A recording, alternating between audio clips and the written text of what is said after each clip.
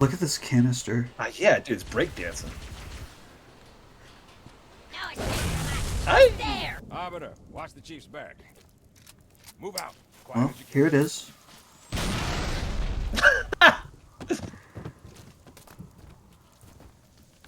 You still watching it? I, the viewer or me?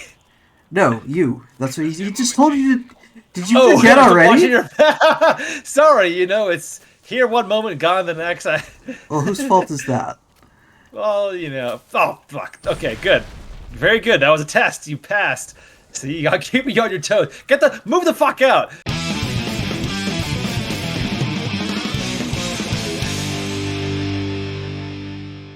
Good evening, Bravo's dear Exiles. And welcome to the wrap-up episode of We Are Bad at Halo 3. Tonight, Yosarian and I are interrupted by Sergeant Johnson. Over. Roger that. Reynolds out. Tonight, Yosarian and I will be giving some final thoughts on the co-op legendary campaign experience of having played badly through Halo 3. So, thank you for joining us. So, okay, here's what I wanted to ask you. We're going to talk about all the stuff, I'm sure. The graphics, the sound, the gameplay, whatnots.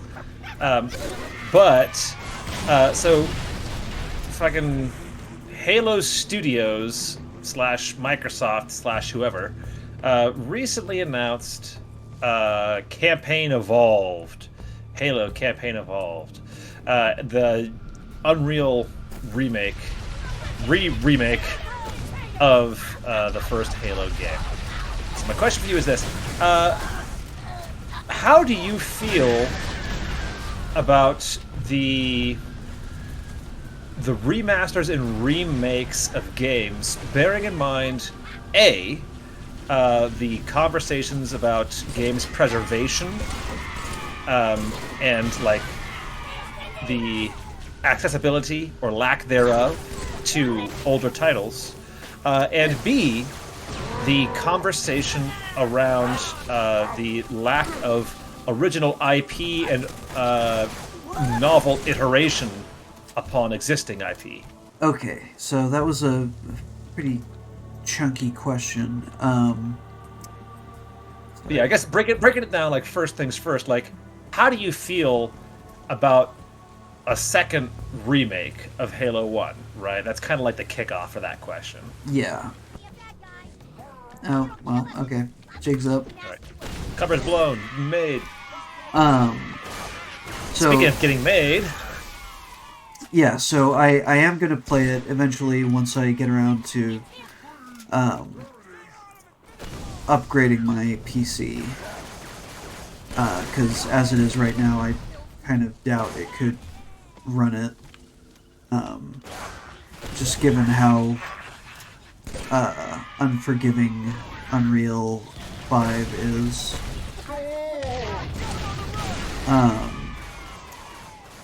As far as the necessity of it, I don't really... But I can't raise Bravo.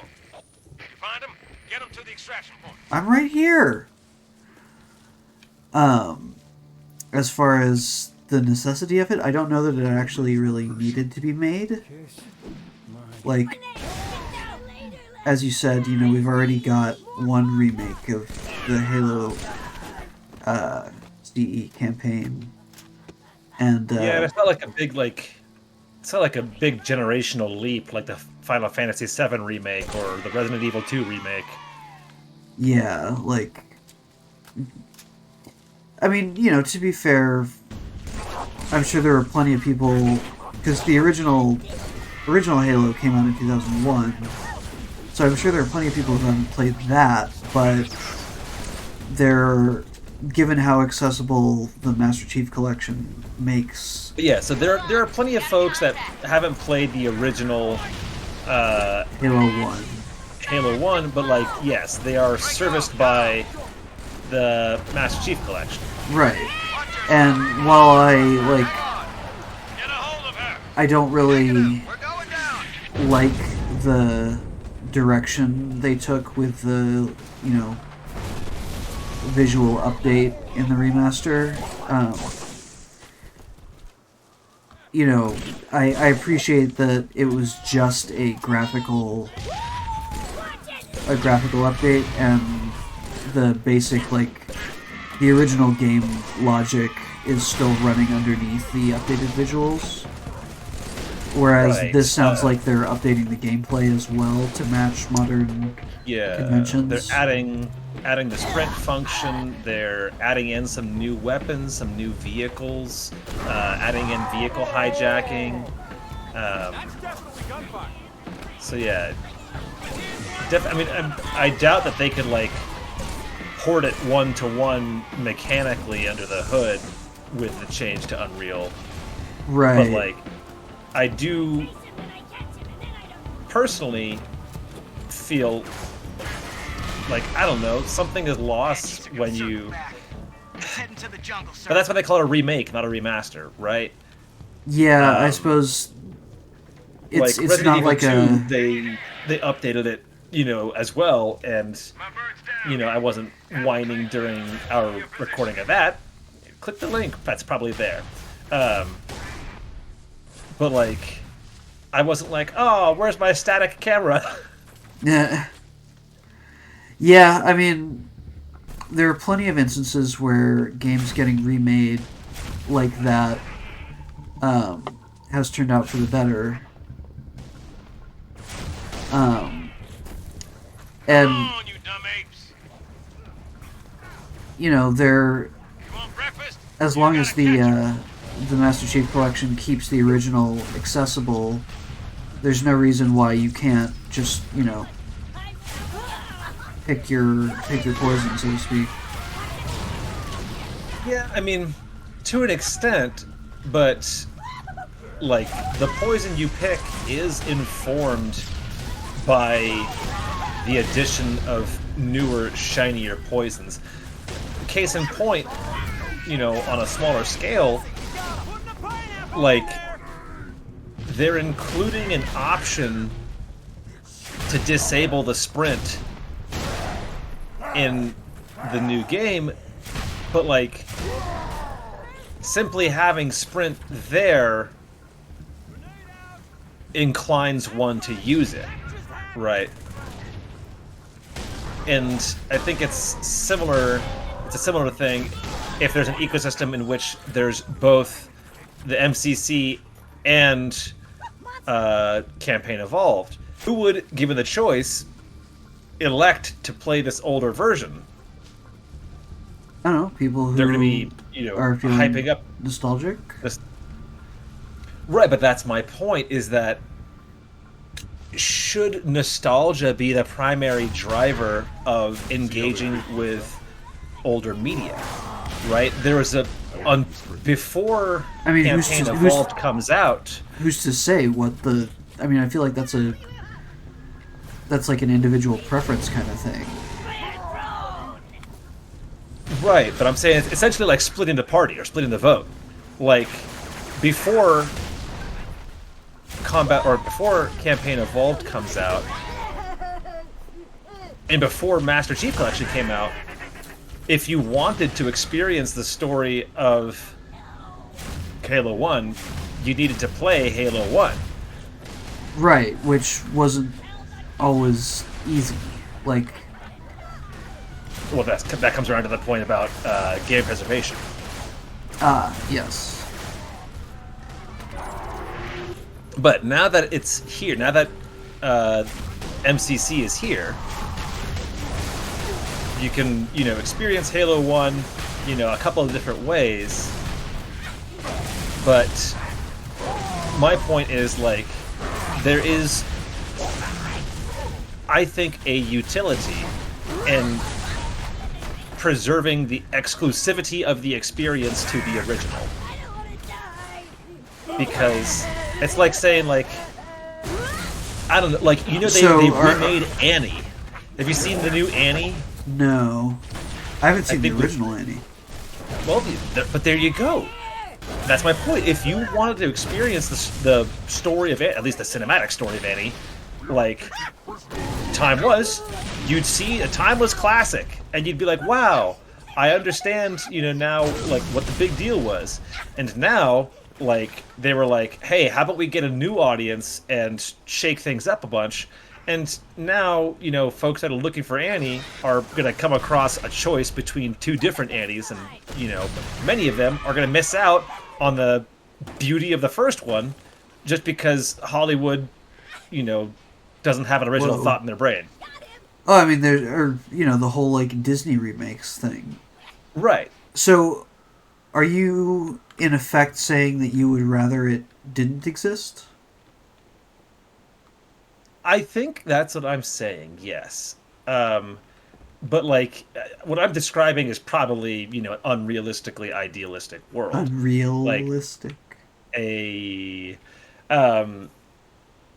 but yeah, like, I think that essentially, I guess what I'm thinking is, like, the fewer or the less leeway that we give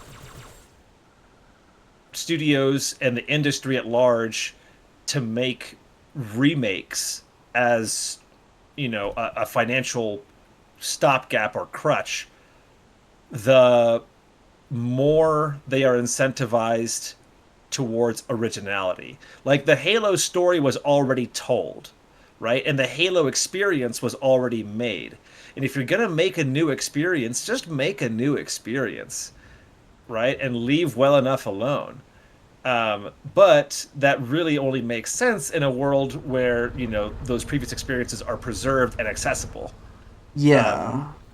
If someone wants to play, like, Chrono Trigger these days, it's... I mean, you can play it on your... I have it on my phone. Well, yeah, but not legally. Yeah, legally. Oh, really? Damn. Yeah. All right. I have a non-jailbroken iPhone. I can't do illegal things on it. Oh. And it's Chrono Trigger just on the fucking... App Store, yeah. Apple Store? That's wild. All right, well... Damn, okay. So well, are Final Fantasies 1 through 6. You get my point, though. There's plenty of old games Yes. that, without an emulator, are exceptionally difficult to acquire and run. Like, Without an emulator and, like, the appropriate TV and other hardware. Right. Like, well, here, let's go ahead and wrap this level up. Yeah. I guess what I'm saying is, in a broad sense, I'm against the concept of remakes. That's Remasters, maybe. That's fair, and honestly, I don't know that I have a, like, satisfying yes or no answer for you, because I feel very conflicted about it. Some remakes are, like, legitimately, in my opinion, better than the originals. I agree. And, like, remakes of, like, cult classics that maybe get them exposure to a larger audience than would have originally ever known to or thought to play the games. I think is, not necessarily a bad thing. But sorry for the tight squeeze. Tell the commander her ace is in the hole. I do very much We just lost the perimeter camp. see the point that you're making. Come on, sir. I'll show you the way.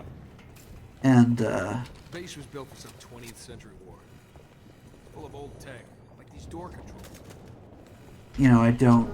I don't necessarily disagree. I mean, and this, like, happens in all sorts of media, right? Like, Yeah. Smelled you, man.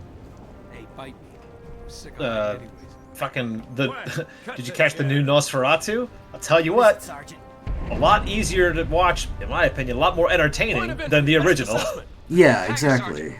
That's the other thing that kind of, like, confuses the issue for me, is, like, how soon is too soon for a remake? I wonder what's, like, yeah, the fastest turnaround we can think of for a medium or a piece of media and its remake. Oh no. Yeah, I don't know. Anyway, point being, like, how soon is too soon? You know, I mean, they just. It sounds to me, or seems to me, like they're just like, hey, will it make money? Then do it. You know what I think it is? You know what I bet it is? Fucking Moana. Between the Moana movie and the live-action remake, what's the turnaround there? There's a live-action remake of Moana? Yeah. I was not aware of this. That's... Am I going crazy? Am I conflating it with Lilo and Stitch? I know that there's Lilo and Stitch, but I thought there was a Moana remake. Hang on. That's... honestly... Moana live action. Oh, it's coming in July 10th. So coming up. Anyways, so now that we've addressed Yosarian's big issue... whoa, that's my big issue? I don't know. You tell me. Do you have bigger issues? Sorry, I'm just used to people pointing out other things, like, I don't know, my ego and my relentless extroversion. Oh, I mean, I think those are... Well, for one, when it comes to your ego, I think it's a lot better than it used to be, and I think your relentless extroversion is a plus, not a fault. Oh, what a sweetie. All right, anyway, but yes, now that we've addressed my big question... Question, that's the word I was looking for. Thank you. Yeah. So, the first thing that I want to ask is, relative to the rest of the Bungie-developed Halo games, with a slight leaning towards the ones that we've played thus far in this this series, how do you feel about Halo 3? Coming out of the vents! I mean, the only other... Did they do... Because Halo 4 was 343, right? Halo 4 was the first 343 title, yes. Okay, so Reach and ODST are also Bungie? Yeah. Okay, gotcha. Yes, relative to the other ones, the only other one I've played is, Reach. I haven't played ODST.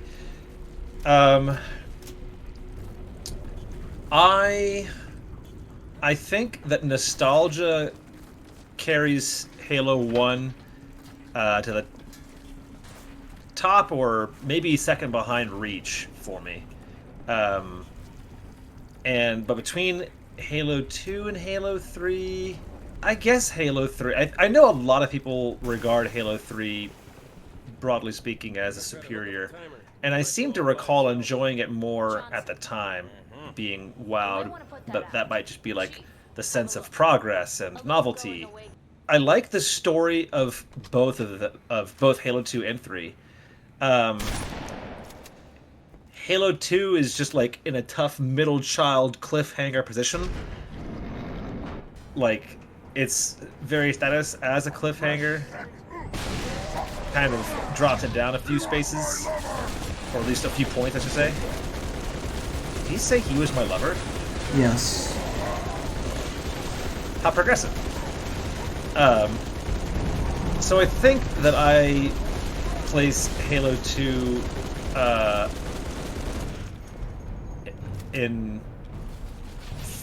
I think I placed Halo 3 ahead of Halo 2. That said, one of the things, this isn't the only thing that, like, prevents it from being a 10 or whatever, but, like, I will say, I feel... Maybe we just didn't use it enough ourselves, but I feel like equipment was underutilized. I mean, it's a lot more, I think, effective in multiplayer. Yeah, I agree. And I think that, like, armor abilities really solve that issue by keeping them constantly available and not making them, like, a one-time use deployable. Yeah. They're, for those who don't know or don't remember, armor abilities are the updated version of equipment for Reach. Yeah, they're like on a cooldown, so you have them always available. as opposed to equipment, which you use once and then they're gone. Yeah. And so I think that having them be consumables like that for one-time use leads me at least to like You just died? use You them actually less. died? Well, someone fucking was smashing around, and there was grenades flying and stuff, and I don't know. You died first. 'Cause you killed me. Well, whose fault is that? Yours! I don't know how I buy that argument. I don't care if you buy it or not. That was so... That was such great distance. I did not... I vaguely was aware that you might get hurt by that. I didn't know I was going to bonk you right in the face. Oh, that was you? Oh yeah, I domed you with an incendiary grenade from 50 feet away. Oh my god. Just outside the barracks. Oh, yeah, so, yeah, I would say probably Reach, then 1, then 3. Commander. Well, actually, no, I would say Reach, then 1, then 4, then 3. Oh, wait, 4 is not... Going back to the hangar. Oh my god, okay. Reach, 1, 3, 2, and then I haven't played Throw DST. Gotcha. Yeah, for my part, I would say it goes Reach, 3... Yeah, I guess pretty much the same. Maybe more or less the same same order. It goes Reach, 3, 1, 2. I've got jump heads. Going after the thrusters. Take them off, Lieutenant. And honestly, it's been so long since I played ODST, and I only played it the one time. Like, it's been long enough that I honestly don't feel that I can really, accurately rank it. Yeah. Because it's... my memories of it are so faint that I might as well have not played it. Well, that'd be exciting then. Yeah. I'm actually really looking forward to it. Same. Can't wait to try night vision. I can't wait for the semi-open world. What? It's open world? Sort of. Not to the degree that Halo Infinite is, but there is a, like, kind of sort of open world aspect to it. Interesting. Is there base building? No. Do the motor pool to get to the op center. Yeah, I know. What are your favorite and least favorite things about Halo 3 now that we finished it? Ooh. Hey! My favorite and least favorite things. My favorite thing about Halo 3... I mean, did Halo 2 have brutes? Yeah. Near the Yeah, end. I'm just getting all my stuff all muddled. I guess... I mean, it's hard to say, because I think that my favorite thing about... Well, 3, like, quote-unquote, finished the saga, right? Yeah. So, like, It finished that the... was pretty freaking dope. Especially back then, It when I was a famously wee finished lad. the fights. Right. But back when I, like, didn't know that, like, franchises last forever, I was like, oh my gosh, the end of Halo. Right. And so, yeah, and I think it did a pretty... There will be a great deal of hardship on the road ahead. Thank you, Cortana. I think it did it in, like, suitably dramatic fashion. It was quite beautiful. At least, to my reckoning, especially at the time of its original release. So I would say that my favorite thing is, like, the story. Least favorite thing. I don't know. The fucking neutering of the pistol. The I mean, it was already kind of neutered from Halo 2. That's true. You know what? I'll say it. This. This is my Cortana least moments. favorite. Yeah. Really? Yeah, these interruptions. I don't know, man. There's really not that much to dislike about it. Yeah, but I think I will actually like stand by that and like modify / clarify it as There isn't much time, Chief. I know Find that that elevator. like, or at least it seems to me that the emotional story between Chief and Cortana resonates a lot with you. And at times it does, but for me in Halo 3 it feels like it's trying too hard almost. I feel like Halo 4 was much more successful, as I recall. And again, by my reckoning, my opinion. Fair enough. But I feel like Halo 4 did a better job at like establishing and expressing the importance of their relationship. I found myself, it felt like more organic to me. That's fair. So, I think, yeah, it feels like melodramatic at times to me. This place will become your tomb. Case in point. Yeah. What about you, Bravo? Your favorite and least favorite things? So, for my part, Let's mount up. Get the hell out of these caves. Haha! bit of an ear beaver there, huh? Is this... Do I have to get this door? What are you Marines gonna get the... No, I think one of them will get it if you wait. It's too late. I don't have the patience. So, I think the...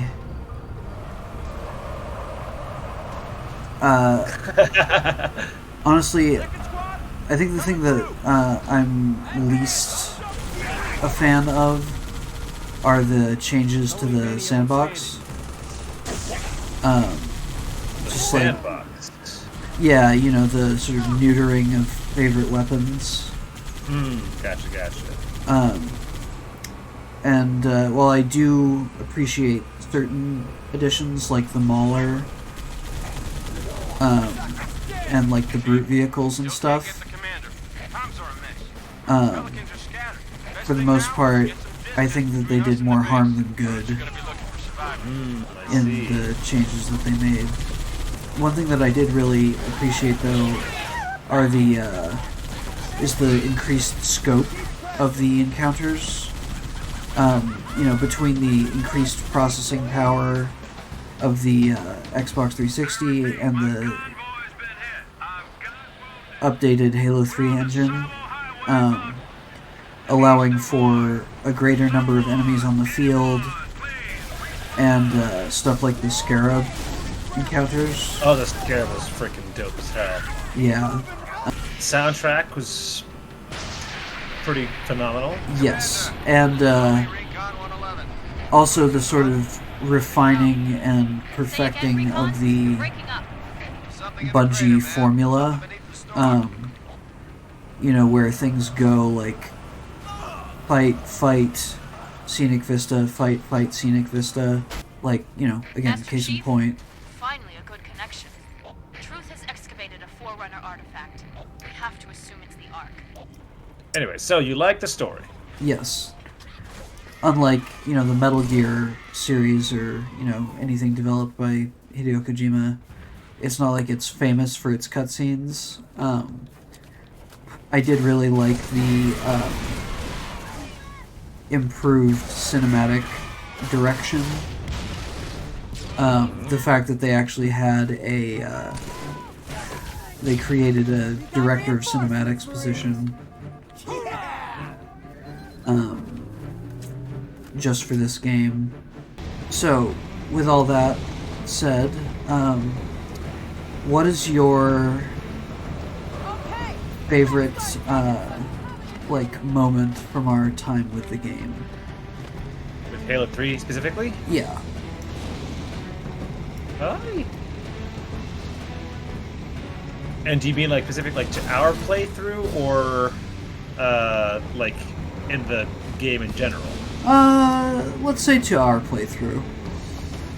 Because I did watch the best of moments episode just recently. Click the link in the description or something, wherever it is. Click that. There's gonna be. I'm sure Bravo will put something nearby, and click it. Favorite part. Gosh, I don't know. I mean, my brain just like blanks on everything. I need to rewatch the thing all over again.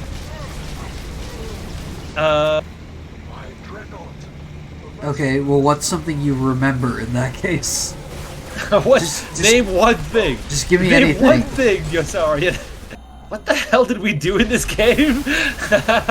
we went around trying to find Cortana. We walked through a squishy fucking sphincter wall. Fucking theme park. We And took down several scarabs. We had massive air-to-ground battles. Right. You know, I think I remember liking this mission a lot, especially when it came out. But clear this sector of Covenant anti-air defenses. taking down the scarabs felt more underwhelming this time. Is it just than because it you'd did. like already experienced it, and so it wasn't entirely novel? Yeah, and like, you know, the scarab, you know, in Halo 2 is like this, you Set know, piece. juggernaut set piece death machine thing that, like, you know, doesn't look takedownable. You know, it's like if someone like saw the fucking USS Eisenhower and they were like, all right, Marine, go take that down. And you're like, what? How? And then you do it, and it feels badass. Whereas in this one, you know, like, we already took down the Eisenhower. We know it can be done. And they make it a lot easier this time around. It's like, you know, it's like we, in the first game, we had the X-Wing against the Death Star. And in the second game, they added like 10 more thermal exhaust ports. And they're like, go take it down. And you're like, yeah. Oh, this mission is also where you get the missile launchers. I remember liking those a lot. I need a sit rep, Commander. Yes. Yeah, I Atmospheric disturbance I think intensifying above this the mission artifact is at- probably Sierra 117. my favorite Moving as one fast as you can, sir. I know he'll get it done. in this game. You know, how about this? You get me started. So my What's favorite your moment, favorite moment? as far as gameplay goes, my favorite moment is the, just for the sheer spectacle of it, is the entire, like, last third of the mission, The Covenant. Target destroyed. Starting with the Move to the next area. Over. twin scarab battle, and then going into the run down the big Forerunner structure with the flood on your side, and then finishing with the Arbiter finally killing Truth.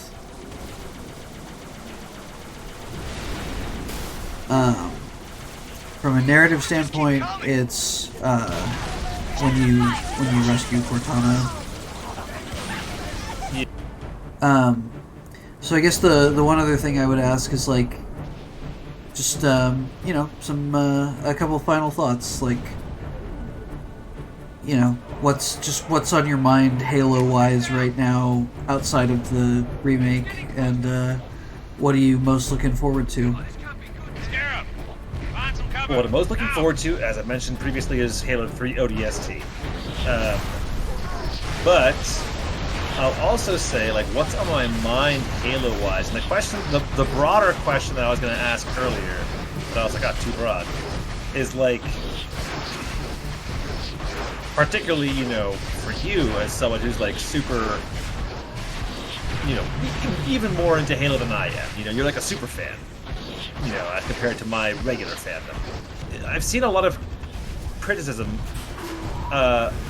from, damn it, from fans and the gaming community at large for like the direction Halo has taken since Reach. And I guess my like question is like, while under 3.3 jurisdiction, basically. Essentially, what do you think are the broader philosophical changes that have screwed up this direction? Like, why is it not resonating as much with people? Why are they not keeping up with their fans?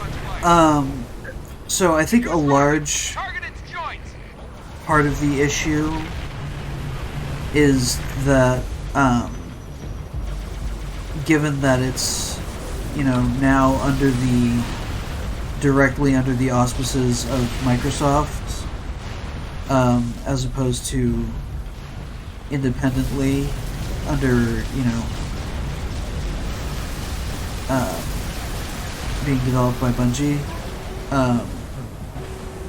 And so what that means is that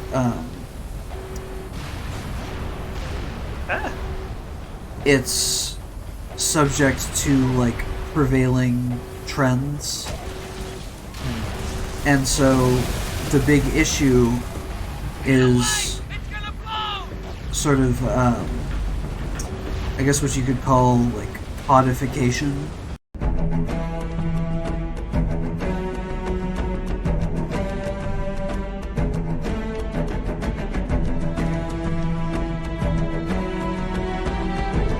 And you think it's like lowest common denominator stuff and just like following market trends? Basically, like, Well done, Chief. I'm sending in a few pelicans. you just have to look at like the way the multiplayer goes, like the reduced time to kill, the increased aim assist, the fact that all the weapons kind of start to feel the same. Like, it's basically like playing Call of Duty, We've got this area locked down, sir. And We'll get you through. the fact that like Here comes the Chief. they chose a really weird direction to take the narrative in.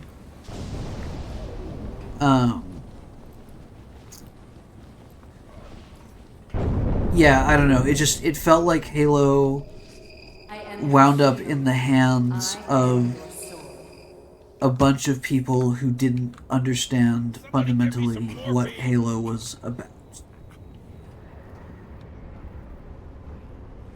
So what do you think Halo was about? From a thematic standpoint, I would say it's about,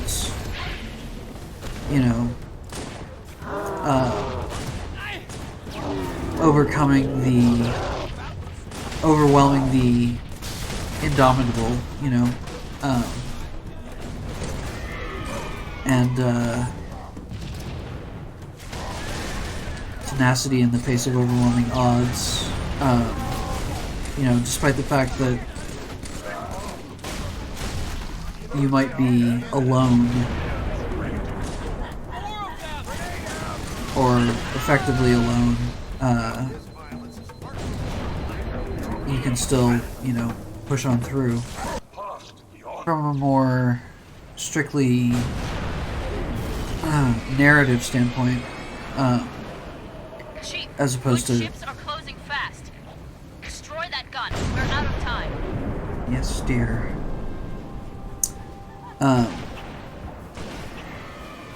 I think fundamentally it's a story about people, not necessarily humans, but like, yes, it's a war story, but at the core of it are flawed people and what they do to each other.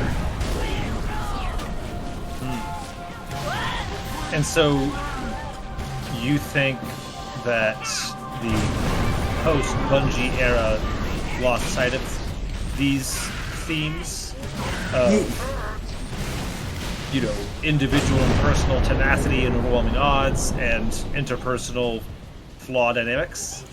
I think so, yeah. Like, the whole thing with, Spoilers incoming. with, the Forerunner, and, like, all that. And, you know, granted, I've only played Halo 4 the one time, the, you know, day it came out, and we partied up to play it together. And I've only played about a third of Halo 5, and I've never played Infinite. So, you know, for all I know, Infinite is great and a return to form and feels just like, you know, the best parts of Reach, for all I know. The flood. What about you? Multiple contact. Chief, Um, make your way to the crash site. There! Over there! So, my... Surrounded, Sergeant! having just played through 1 through 3, my interpretation of what Halo is thus far about... I mean, it's, there's a lot of stuff here. Like, the Chief is front and center the whole time. You are the Chief. I think that it is about, like, personal responsibility and, like, power, but also about connection. You have the Chief, who's almost like a Dr. Manhattan-esque figure, who is superhuman, but fighting for humanity.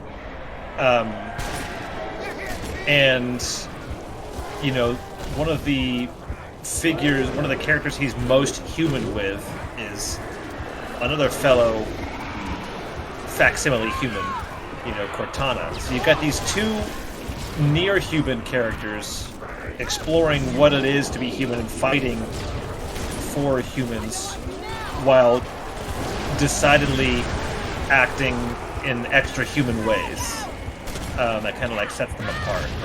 And so I think it's about, like I said, connection, you know, both interpersonal and more broadly, like, communal and societal. And also about, you know, again, like personal strength or individual strength. At risk of using this totally incorrectly, I think will to power is the phrase that I'm thinking of. That's not what I've heard before. Okay. Will to power is a philosophical concept by Friedrich Nietzsche, representing the fundamental human drive to overcome, grow, and exert influence. It is the force behind self-mastery and achievement, a continuous effort to become more than one is, and to shape one's own existence and destiny. While it can be interpreted as a desire to dominate others, Nietzsche's core idea is more focused on self-overcoming and the creation of one's own values. Interesting. As I said, that's not one that I'd heard before, but yeah, I think you're definitely on the money with that. And as for where Halo 4 diverges, I think that... Because have you played it since we played it together? No, I mean, like, I played it more than just that one time, but not since it was contemporary, you know? Gotcha. So I probably played it for, like, a couple years and then put it down. But where I think Halo 4 diverges, and again, spoilers incoming, is I thought I really liked the idea of, again, continuing to develop this story of Chief and Cortana being set apart. And, like, I get that, like, is one logical path for the narrative to follow, but it's a dangerous path to take the narrative to actually, like, the first 3 games are them struggling with the tension of being apart but trying to stay connected to humanity. And then Halo 4 finally rips that Band-Aid and says, no, they're not. No, they're different. And when it comes down to it, if it's between what's best for humanity and what's best for each other, they're gonna, go after each other. So that's like sin number one, right? Is finally forcing that hand and resolving that conflict. Now it's no longer, tension of like, are they human or are they dancer? But rather it's the conflict of how do they, it's, a love story of sorts, not necessarily romantic love, but it's these two people that love one another intensely, putting each other first, and fighting against all odds to preserve one another. And so it's an interesting story, but it does contravene what I think were the established themes. And the second contravention of those established themes I was talking about, and again, this is all, years after the fact. It's been a while since I played through the story, but as I recall it, what I think would be another contravention, or contradiction, let's say, is She's on that ship. setting Halo's humans apart from our own. Right? Like, when you play Halo 1 through 3, like, you're fighting for the humans, and it's very grounded. Like, these are, like, Marines, salt of the earth that you're fighting alongside and fighting to protect, and you see these dock workers and stuff. And even, like, the introduction of the Covenant as allies. The whole story of that is, like, we're more alike than we are different. In a way, we're just big blue humans. Right? Like, the Covenant acts in a very human way. Yeah. They have, the same foibles, they're subject to the same, spiritual manipulations that we've subjected ourselves to over the years. And they can also be, what's the term I want to use? I mean, they can be turned to the light side, right? Like, they can be shown the error of their ways, and they can learn and adapt and join our side. Once humans in Halo 4 get tied into this weird Forerunner storyline. Right, and become, like, super special, different. Right.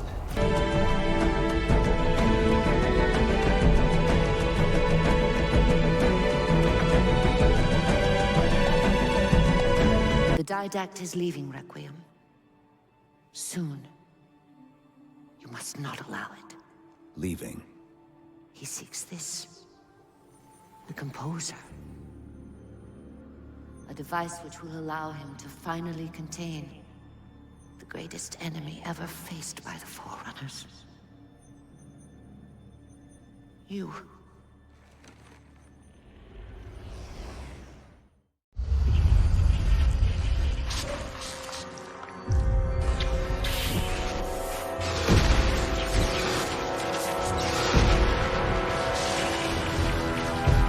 Mankind spread into the stars with an unexpected, desperate violence. Entire systems fell before the Didact's warrior servants rose to halt the aggression. It changes, like, we as an audience no longer relate to these primary figures in the conflict. And the story is no longer about us as a species, it's about these other people as a species. Right. And so I think that was sin number 2. And again, that's that's operating off of my incomplete recollection. But those are my thoughts. Well, I think you and I have very similar takes. You just phrased it a lot better. Do not be afraid. I don't know, I'm kind of afraid. I am peace. Yeah, I was thinking of this, like, he's like one of those fucking biblical angels where they're like 2 rings of burning eyes with 6 wings, and they're like, hey, stay chill. Okay, you're kind of freaking me out already. Like, you don't look like a very chill individual, Mr. 6 Wings Flaming Eyes. I'm not even sure you are an individual. Right. Also, fun fact: Six Wings Flaming Eyes, my favorite Yu-Gi-Oh card. Timeless chorus, join your voice with mine, and sing victory everlasting. Nah, it's cool. I don't really sing. That's not true. I've heard you sing many times. Well, the Chief doesn't. That's true. Anyways, I think that's plenty for a Chewy episode. final thoughts episode. Unless you have anything else you want to add. No. All I will add is thanks to everyone for sticking through it so long, and you should definitely check out. If you stuck with us this long, why stop now? The best is yet to come. And if you're for some reason just tuning in, boy howdy, it's all uphill from here because you're gonna get to see me play Halo 3 ODST for the first time and Brago playing it for almost the first time. In that he's forgotten the name of his father and he can't. What's the fucking? I do not aim with my ass. I kill with my heart. What? Gunslinger.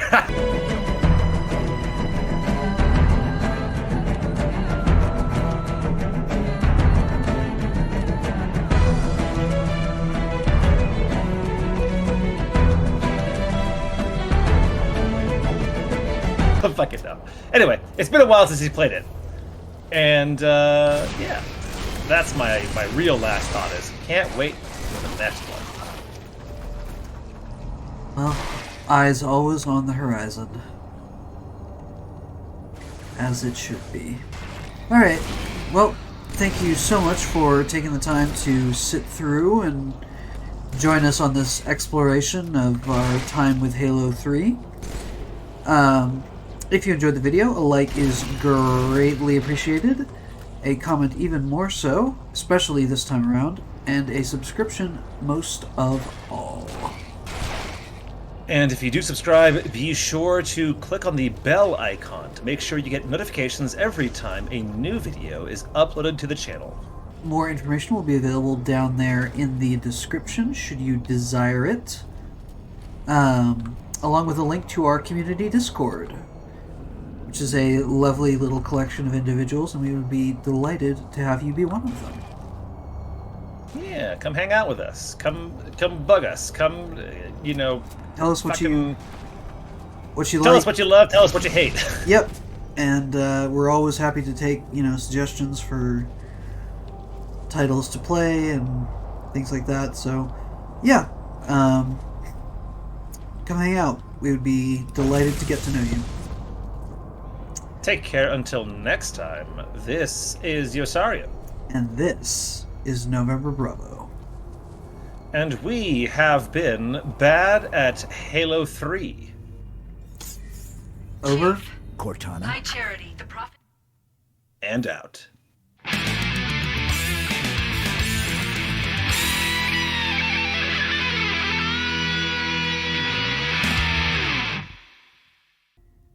Yes, I'm aware that I turned on a skull with a 0 multiplier, and then we won't get any points or achievements.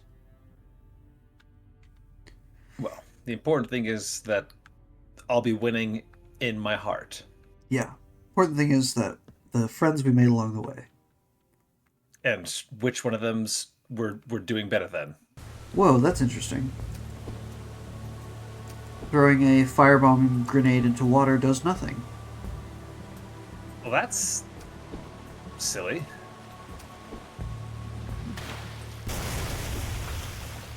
Like regular I don't grenades know. still work, but it's Yeah. fire, so Yeah, but most incendiary, military incendiary devices should continue to work on water. well, I know that. those are human incendiary devices you're talking about. Ah. The Covenant doesn't know about water. Or the Covenant was like, yes, we'll make this brutal weapon, but let's be safe about it. Make sure that it is, that water still acts as an effective retardant. Yes. On the mountain, run, boys, run. The demons in the house, the rising sun. Sorry, give me a sec to clear out these jackals, and then we'll pull it. Gondor calls for aid. Like the beacons.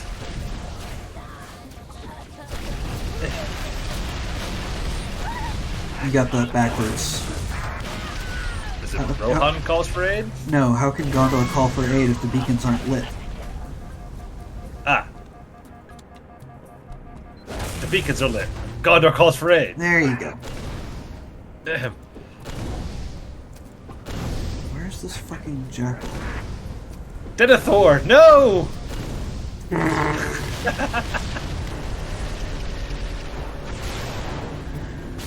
Bye! Did you actually die? You died on easy mode? Wow, you're so bad. Wow. God damn it. Wow. Did you die a second time? Damn, you suck. Get good, scrub.